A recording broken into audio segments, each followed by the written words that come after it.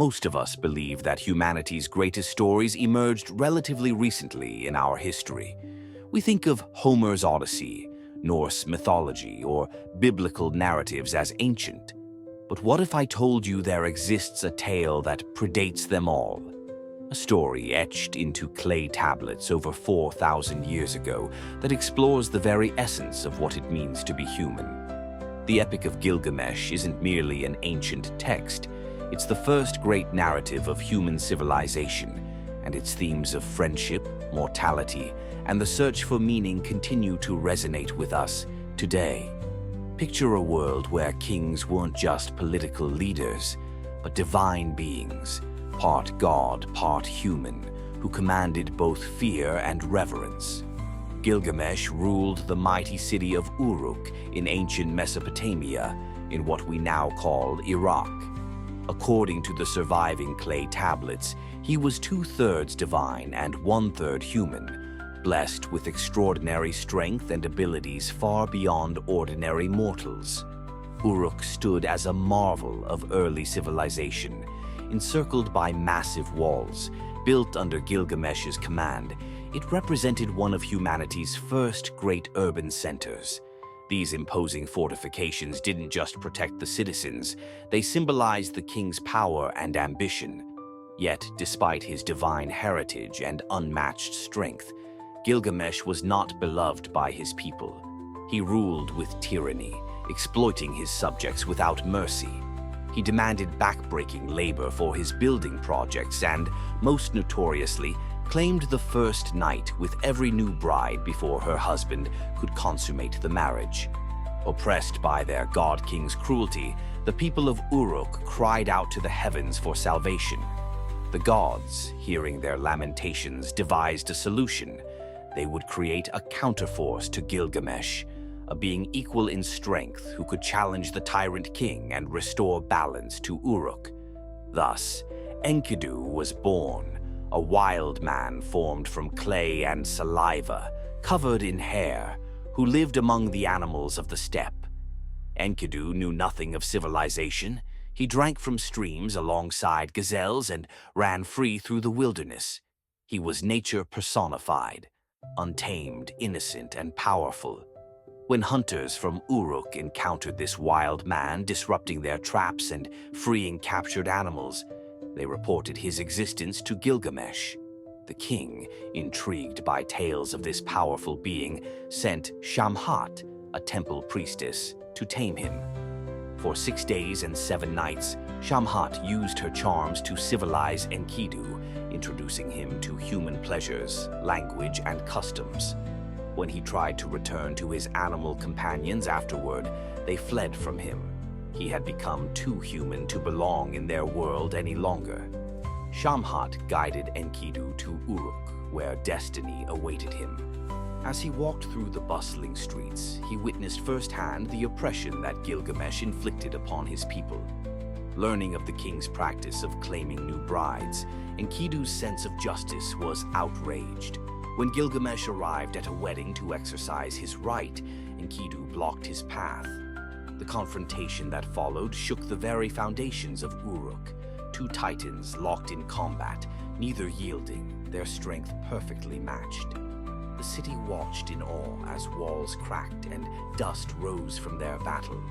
But something unexpected happened during this epic struggle. Instead of hatred, a mutual respect bloomed between the combatants. Gilgamesh saw in Enkidu a worthy equal, someone who could truly understand him. Enkidu recognized in Gilgamesh not just a tyrant, but a being caught between divine ambition and human limitation.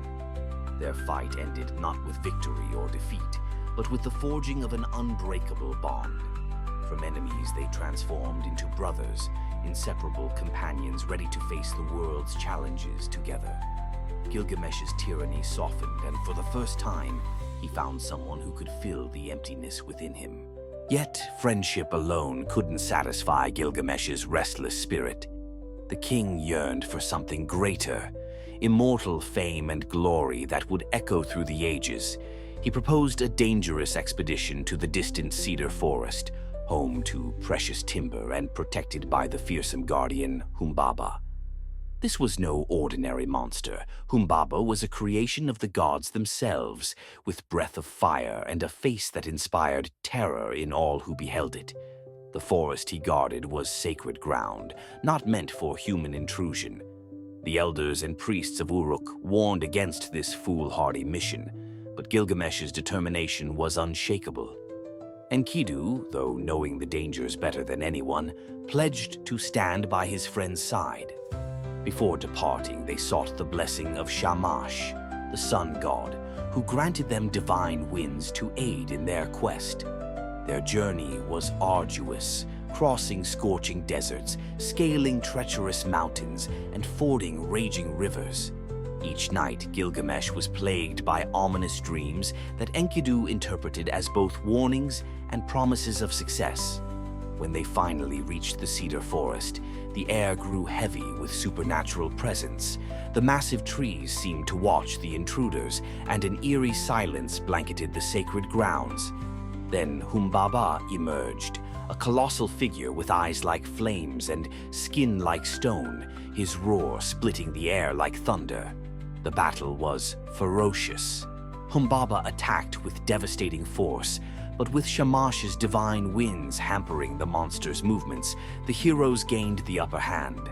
As Humbaba lay defeated, he begged for mercy, promising servitude and warning of divine retribution if they took his life. For a moment, Gilgamesh hesitated, but Enkidu, fearing the monster's vengeance, urged him to finish the deed. With a decisive blow, Gilgamesh slew Humbaba. The cedar forest fell silent, and the heroes claimed their prize, sacred timber to bring back to Uruk. They returned to their city as conquering heroes, celebrated by all. But the gods were not pleased. Humbaba's death and the violation of the sacred forest demanded punishment.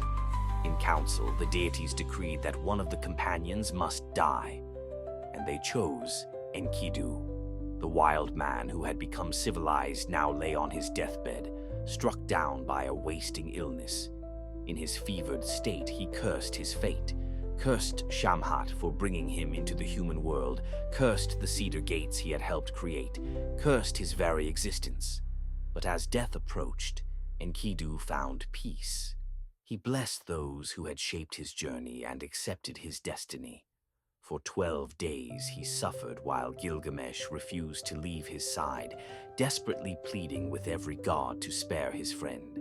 When Enkidu finally passed, something broke within Gilgamesh.